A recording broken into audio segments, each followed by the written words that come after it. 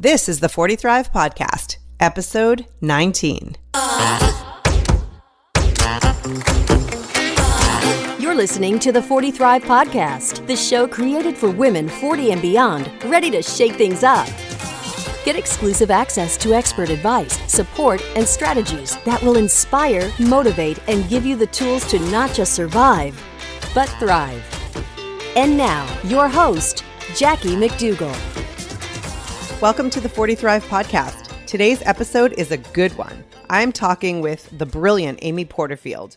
If you're looking for business tips and online marketing strategies, this episode is not that. But before I tell you more, I want to give a listener shout out. I am so grateful to those of you who take a minute out of your day to rate and review the podcast.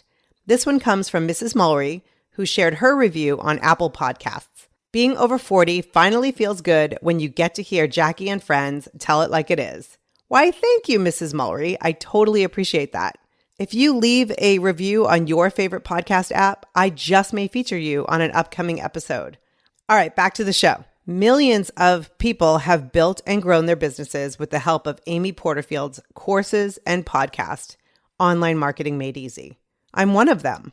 But being a student of human behavior, really, which just means someone who's fascinated by how people show up in the world and the choices they make, I couldn't help but notice a change in Amy over the past 12 months or so. Her podcast felt different, and even her videos felt like something had shifted. I just felt like she was really trying to cut through whatever it was she was going through and really working to show up as herself. I was feeling it, and I assumed that other listeners and viewers were also feeling it.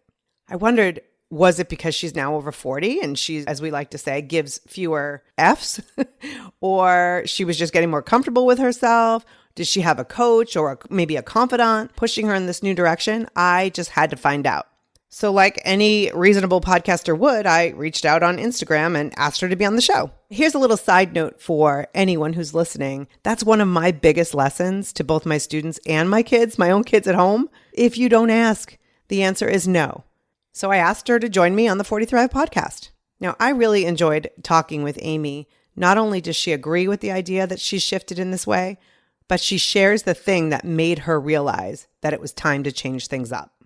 Oh, and she also talks about the friends who called her out for being one Amy privately and another Amy when she was showing up in her business. I think you'll like this conversation as much as I did. But before we get to Amy, I invite you to head on over to 40thrive.com. I've created 10 tips to start thriving today. It's totally free, chock full of some simple strategies to thrive in all areas of your life. 40thrive.com. Get your 10 tips to start thriving today. Okay, without further ado, the reason you're here, my conversation with Amy Porterfield.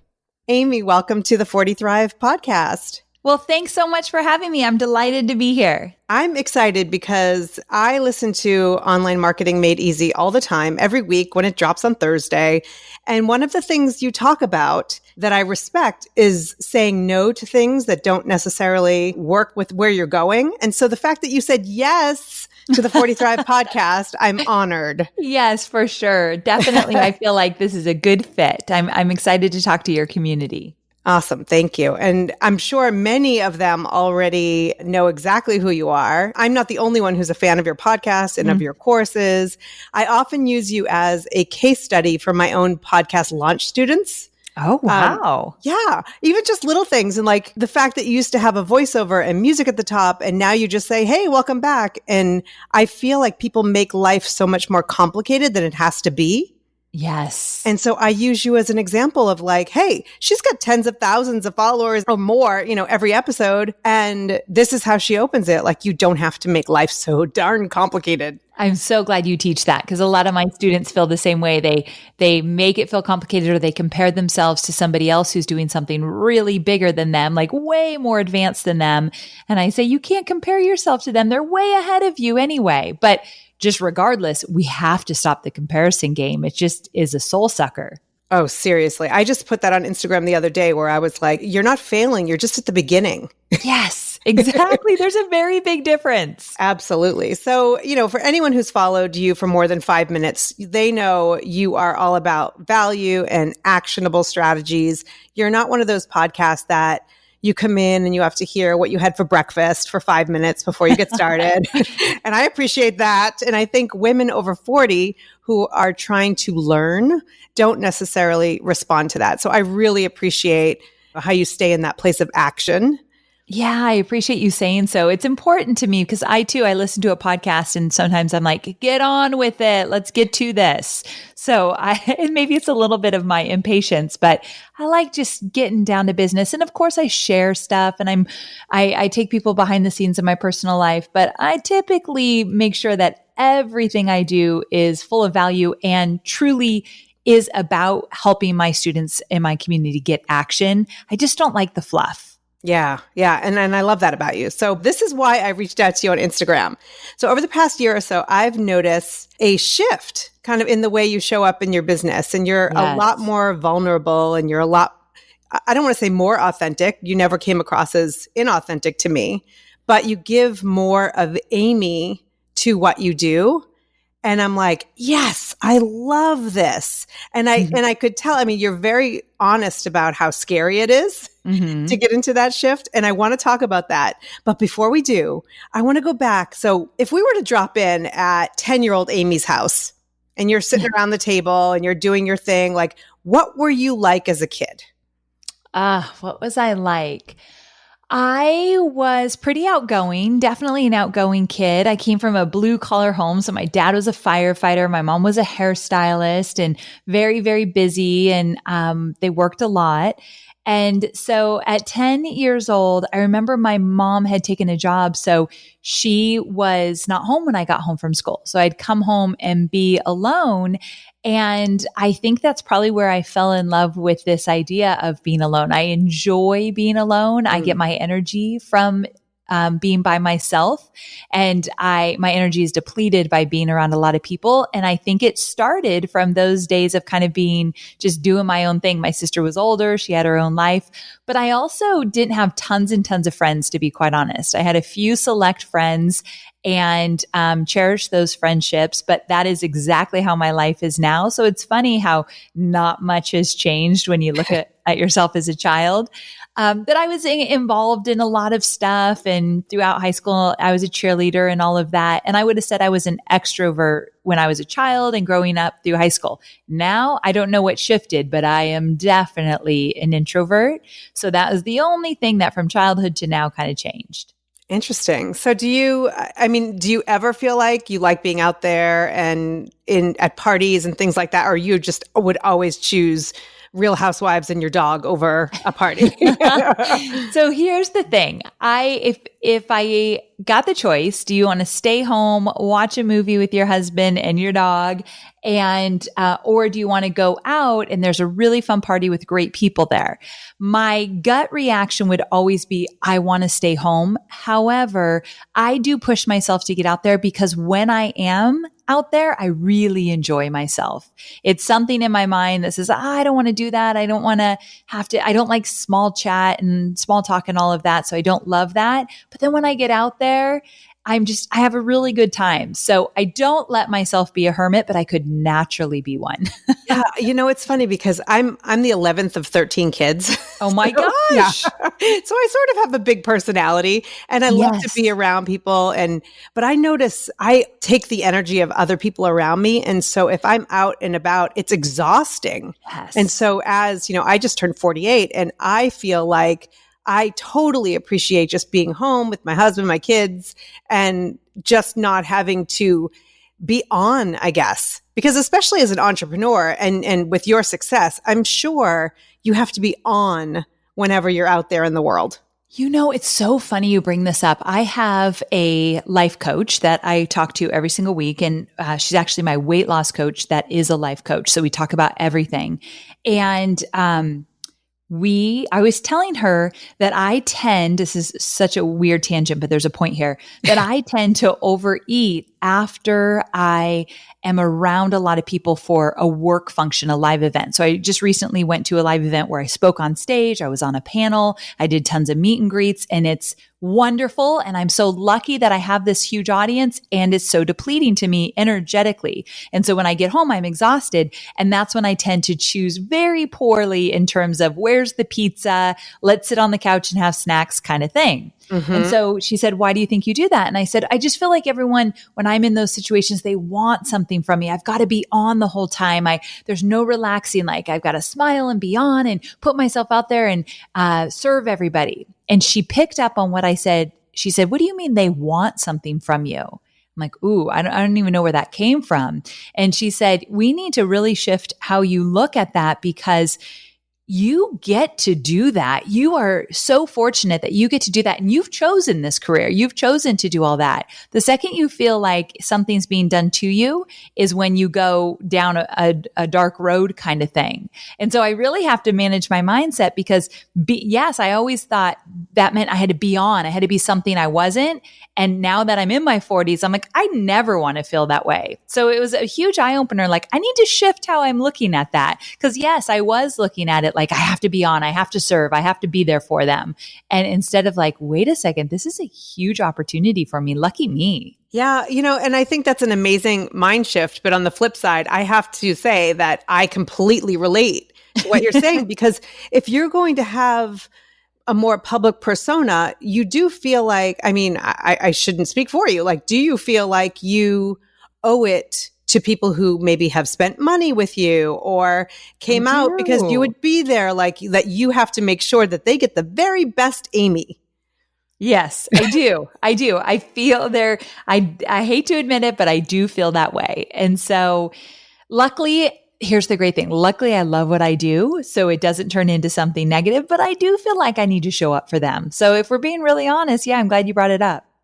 Yeah, it's my background is in television, and I've worked with lots of high profile people, and I've noticed sometimes when a celebrity has boundaries, they're not necessarily going to have their energy sucked out by every person who wants to be around them.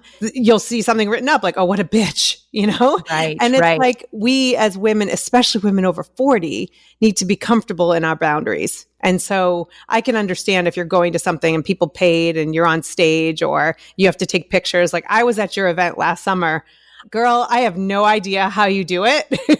But you were just like from beginning to end smiling and I could feel the gratitude. But at the same I did time, have a lot of it. Yeah. Yeah. But at the same time, I'm just like, how is she doing that? To the point where sometimes I feel responsible for other people that I'm like, I'm not going to go over and say hi to her because I don't want to be another person who sucked the life out of her. We have a similarity there. Like, I feel like I need to take care of everyone around me, so I wouldn't have said hi too. It's so funny, right? Yeah. And it wasn't like I didn't want to. It's funny because I actually went out to dinner and had drinks, and then I came back and like the event had been over and you were still upstairs taking pictures. And then I was like, screw it. It's 7:30. Good. And so you were leaving and we're like, hey. And so I introduced myself. But for me, I was not going to be that person that added any more stress or any more to your, Yeah. Mm-hmm. So I hear you. When I hear you do your podcast and talk about your personal life, I relate to you so much in that way. Oh, I love that. Where did you grow up? I grew up in Orange County. Oh, okay. So you're always been a California girl. Yeah, always. Yeah. And so you're following the corporate world and even working for, I would say, the biggest personal development personality of our time, Tony Robbins. Right. Are you feeling successful? Are you feeling like you're moving in the right direction? Or had you always had that pull to do your own thing? Oh, I have not always had that pull. When I was in corporate, so out of college, I was in book publishing and nonprofit, and then found my way to Tony Robbins.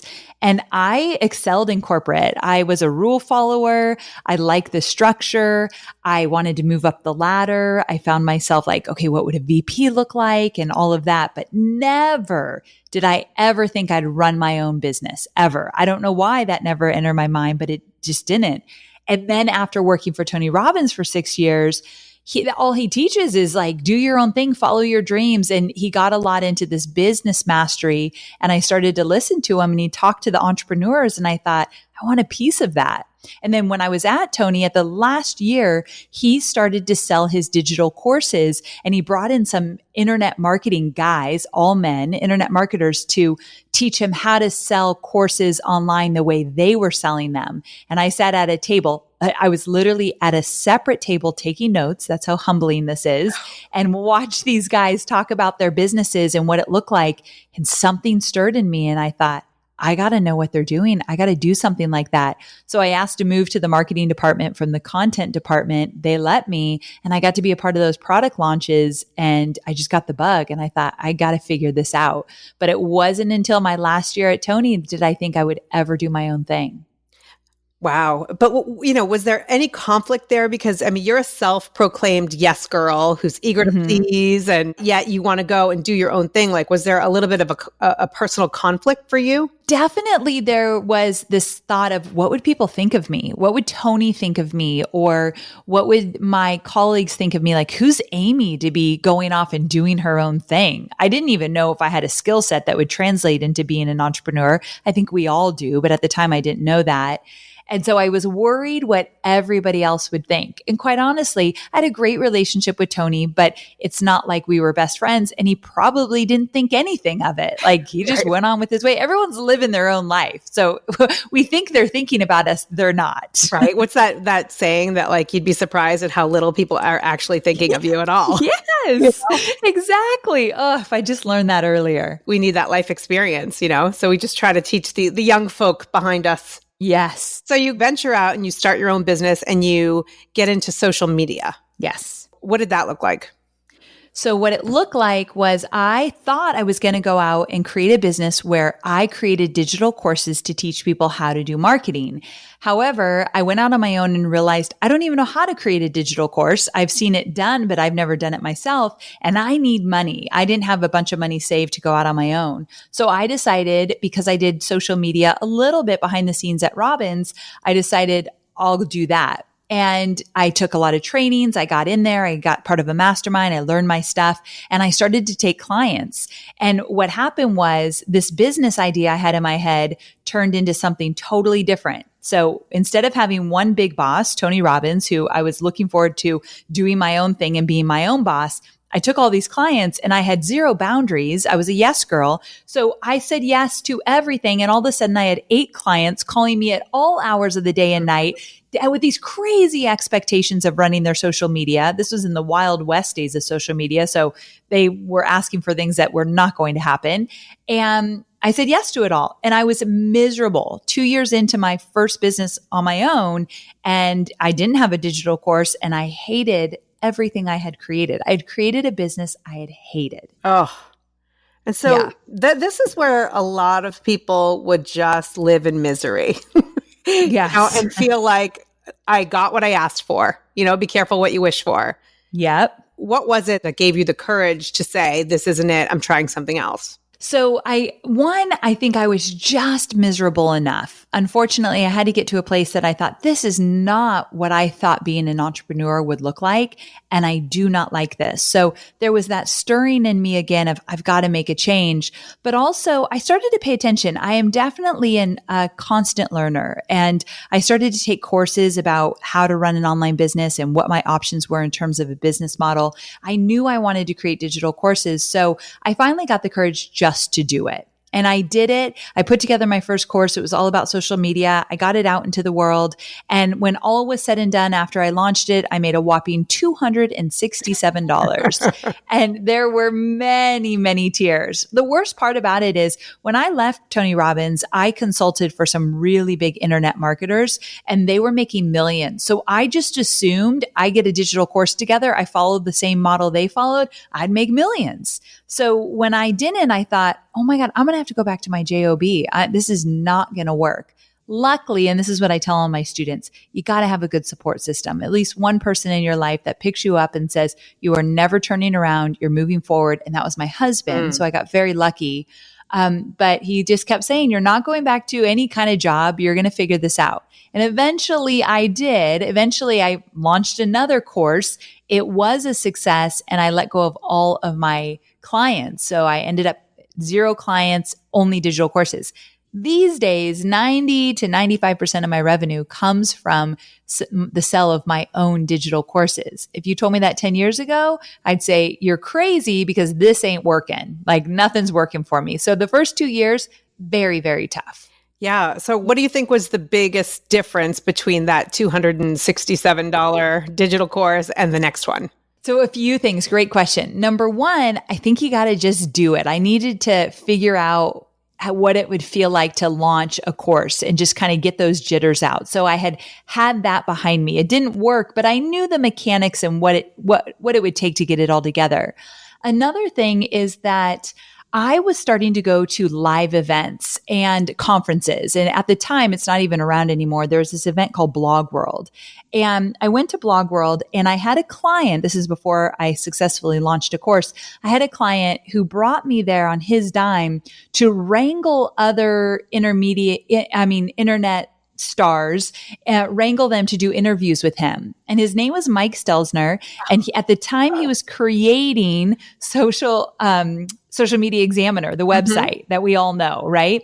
But he didn't have Social Media Examiner at the time. And I met him because he had written a white paper for Tony. And I was the go-between Tony and Michael to write this white paper. So that's how I met Mike. And Mike said, I'm starting this website. If you're going to quit Tony Robbins, come on over. You can do a few hours with me a week. So he was one of my clients that I had. So anyway, long story short, he would take me to these live events and I would wrangle these people for interviews. And I started to meet people in real life. And I tell you that story because there is magic still in real life experiences and getting out from behind the computer. And so these relationships I met a guy that said, hey, I've got an audience. You've got all this knowledge. Why don't you create the course and we'll put it out there together? So we did a little joint thing for one of my very first $97 successful programs. And that helped immensely. But it wouldn't have happened if I didn't put myself out there. So it's important to do that. The people that you're putting yourself out there, are growing just as rapidly as you. I mean, Michael runs Social Media Marketing World every year too, which is enormous. Yes, exactly. It's a huge, yes. So it's funny because you tell the story about when you met Marie Forleo, and it's like, I see that with people in TV who are, executive producers and running networks, and people are like, how do you know that person? I'm like, oh, we were production assistants together, that you have no idea the people that you're making connections with, how they're going to grow and how you can continue to collaborate as you both do. Yes, it's so true. So you are, running these successful courses, you're married, you have a stepson, but you're not necessarily sharing a lot of you as a person. Would you say that was true? Yes. And so what was the catalyst? Was there a person, like somebody on your shoulder, like someone who said you should share more of yourself, or was it research? It was definitely some good girlfriends in the industry. And I've actually never talked about this. And it just was a light bulb moment when you said that. I had a few friends that kind of under their breath would say stuff like, gosh, I wish this side of you would come out in social media, like when we'd be having drinks together. Or I remember I was in a mastermind many, many years ago, and one of the guys in the mastermind said, it's like there's an Amy Porterfield behind the scenes and an Amy Porterfield online, like two totally different people. And I hated hearing that because I never ever felt fake or inauthentic, but I just kind of listened, and I listened to people I trusted, and I heard it enough that I thought, I'm just not truly being myself online. And then I took a really good look in the mirror, and I was about 100 pounds overweight, and I was miserable, and I've always struggled with my weight since I was a little girl. And I just thought, I know part of the reason I'm not fully sharing myself online is because of my weight. I don't like how I look and how I feel. And yes, I could have just in that moment worked on just loving myself and not losing a pound, but I also was feeling bad. I didn't have energy. I was always kind of a little bit moody and sluggish and all of that. So I thought, I need to do something here. So I hired a weight loss coach, and my weight loss coach did not work on the food with me. She worked on my emotions and feelings and why I overate, which was life-changingly different than anything else I've ever tried. So it's been a year now since I decided if I want to put myself out there, because you said over the last year you've seen a change in me, and it has been. It's been a full year. And I wanted to put myself out there. So I shared my weight loss journey a little bit, and that felt scary, but good. The response was amazing. This was before I had lost a pound. I just admitted that I hated doing video because of my weight. And then I hired this weight loss coach, and then we got into all the deep stuff that was holding me back and making me want to overeat. And I've worked on that for a good solid year now. I'll always have to work on it, but it feels good. 65 pounds later, Nice. I feel like a totally different person. And I know I didn't need to lose the weight in order to share myself online. And I want to make that known to anybody that's listening.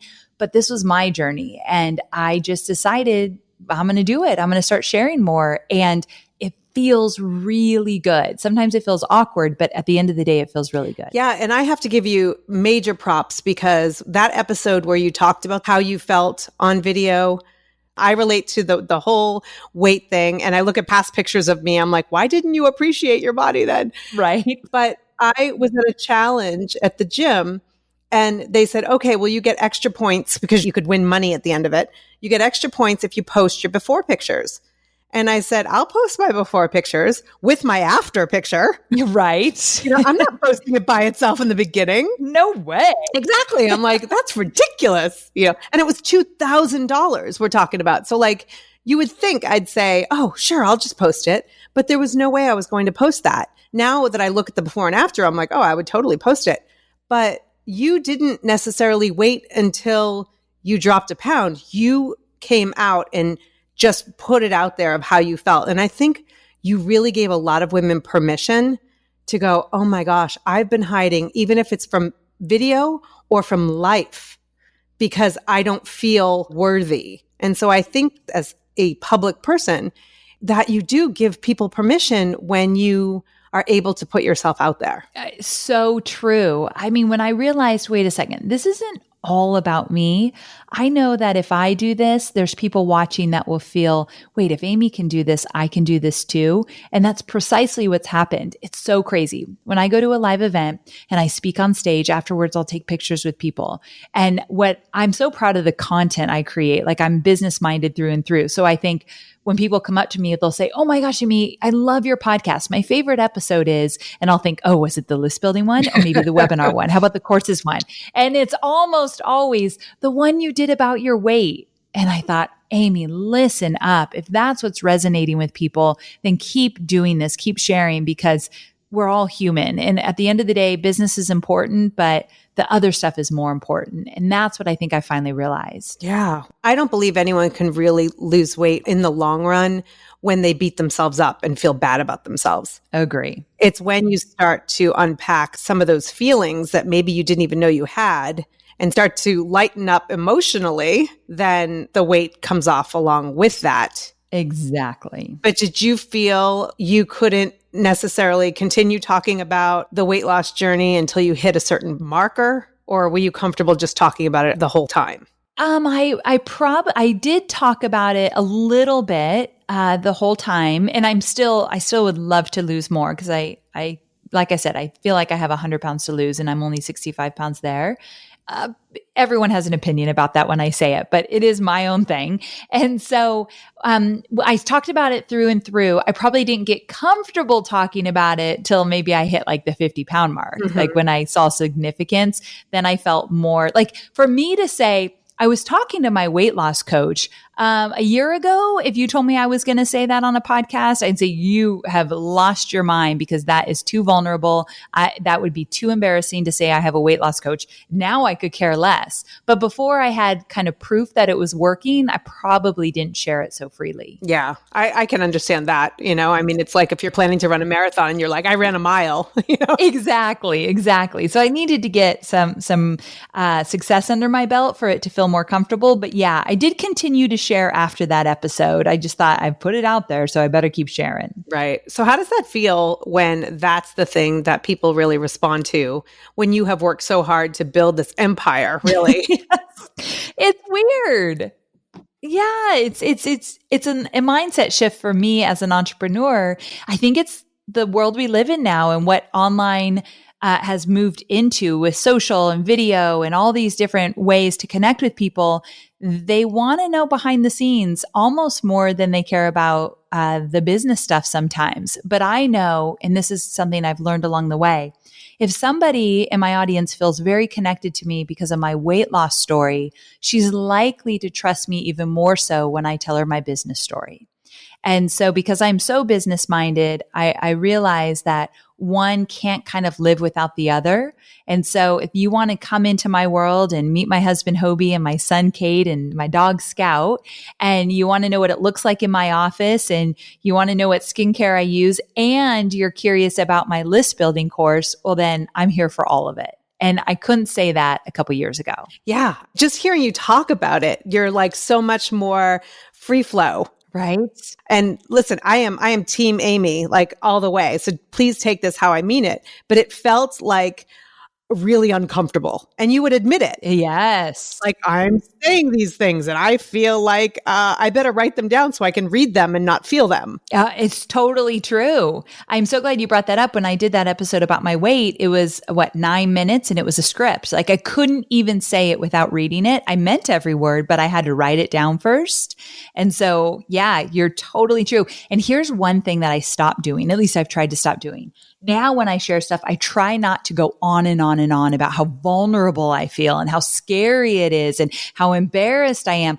I'm just trying to say it. I'm not perfect at that. Sometimes I still have to say like, this feels awkward, but here I go. But I don't go down. Keep going on and on and on about it. I just say it. And I think there's a shift there as well. Absolutely. And it's such a great point because I see some people doing, women especially, doing Facebook Live or some sort of public video. And the first thing like, oh, I look terrible today. Right. Or they're playing with their hair and it's like, oh my gosh, you are a brilliant expert in your field. How are you placing your value in what your appearance may or may not be that day? I know. It's really unfortunate. And I've so done it. So I can totally relate. That's one thing as I get older. So I'm 43 and I notice the wrinkles a whole lot more now. And I'm doing video almost every day. And that's tough. I will be very open about that's tough. Seeing myself age on camera is not my most favorite thing. And I've been around 10 years doing camera. So I see the shift, but I really like just yesterday, I said to myself, Amy, your looks that is not what this is about. Like I was thinking about Botox or something and I was thinking, that is not what this is about. Get in your office and write the content, get it done. Cause that at the end of the day is what it's about, like what you're teaching. So I have to totally talk to myself about that stuff. Well, and you're lucky that you surround yourself with people who do their job well, like great lighting and yes, yes. Because you look great. And, I heard something back when I was probably 35, so I didn't necessarily buy into it, but somebody said something like, you have to make a choice over 40, like your ass or your face. Oh, gosh. If you're thinner, then you're going to have more wrinkles. That's probably why it's become a big thing. As the weight's coming off, I'm like, this is not fair. I'm seeing more wrinkles as the weight comes off. So you're right. Like, what am I going to choose? It kind of sucks, but it is what it is. But you'll get used to it. I know you surround yourself with great photographers and videographers and all that, but like there's a light in you that I have seen really sparked. I appreciate it. I feel it. I do. Yeah. It can only help your business because people may come and look at your product because it's something that they're interested in. But that's not why they hire you. That's not why they slap down the credit card. It's because of that whole know, like, and trust factor. Right. And the fact that you are willing to show up even when it's uncomfortable gives them permission to show up even when it's uncomfortable. I agree. Amen to that. Yeah. So what's next? So I know you're doing this and you just launched Digital Course Academy in January. And God, I sound like a stalker, girl. I love you for it. So thanks for knowing. Yeah. So that was a big initiative for this year to get that brand new course out. We're launching it again in September. And then from there, I am very interested in creating some kind of group coaching aspect, like a membership site group coaching kind of thing. So we're working on that. And we're working on my first mastermind that we would like to launch at the end of this year into the new year. So nothing is set in stone. I have to be careful of that because I put things out there and then I change my mind, which is fine. I don't change my mind when it's on the calendar, but while I'm working on it, you want to talk about it, but you're like, this might change a little. But those are two things that I'm very excited about. So thanks for asking. Sure. And what do you think personally? You're now, how old's your stepson now? He is 16, almost 17. I feel like he's a man now. He came into my life when he was 4, so he's been around forever. And we are talking colleges now, so that's a big deal. One more year of high school, and he's gone, which just kills me. So, oh my gosh, it sounds like business and family is all consuming, of course. But as he moves into college and your business, a lot of it's automated. You should have a little bit more freedom, I would think. I think we do. Yeah. And what we're doing live launches as well as evergreen. So we've got automated as well as the live stuff, which is more manual. But what we're doing is we are staffing up. So right now we're doing a big hiring, and we're doing it in 2 phases. So we've got about 4 positions we're hiring for now, and then we're going to do a few more after those get trained. And the reason for that is, one, I've got these bigger initiatives and I don't have a big enough team to handle all of it and without burning them out completely. And I don't want to do that.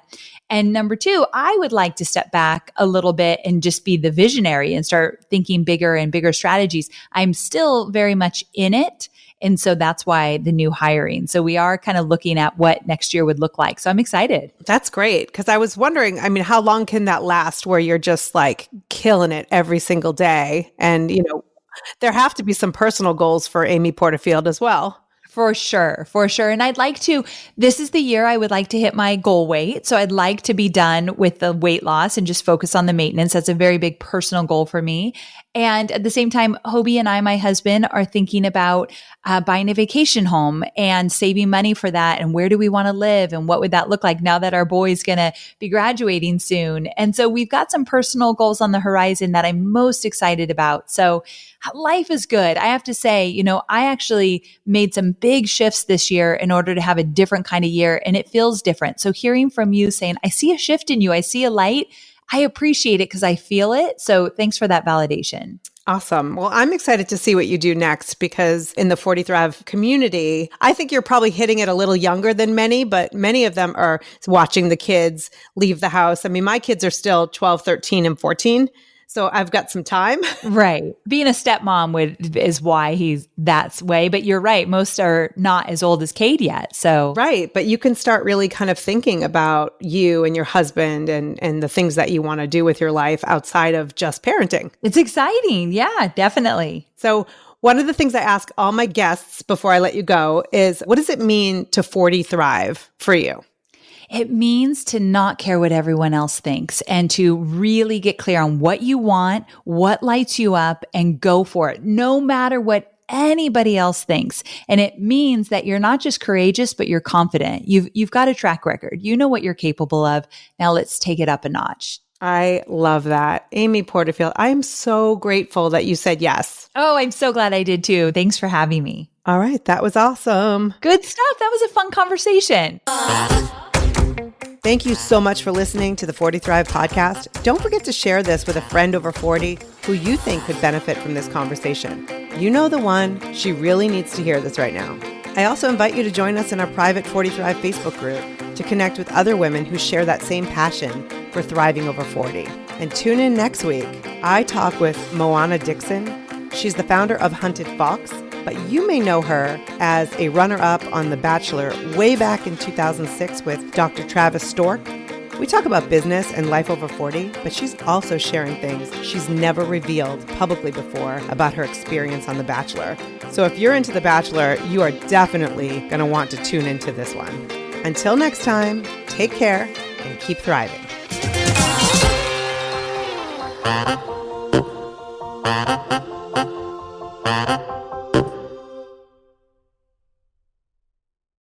Spring has sprung, and with the change of seasons, sometimes comes an increase in vitality.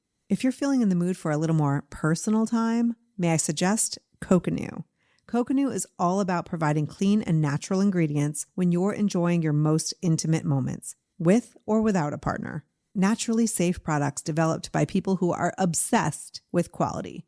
Get 15% off with promo code GROWNASS at grownasswoman.guide/Coconut. That's 15% off with promo code GROWNASS at grownasswoman.guide/Kokanoo.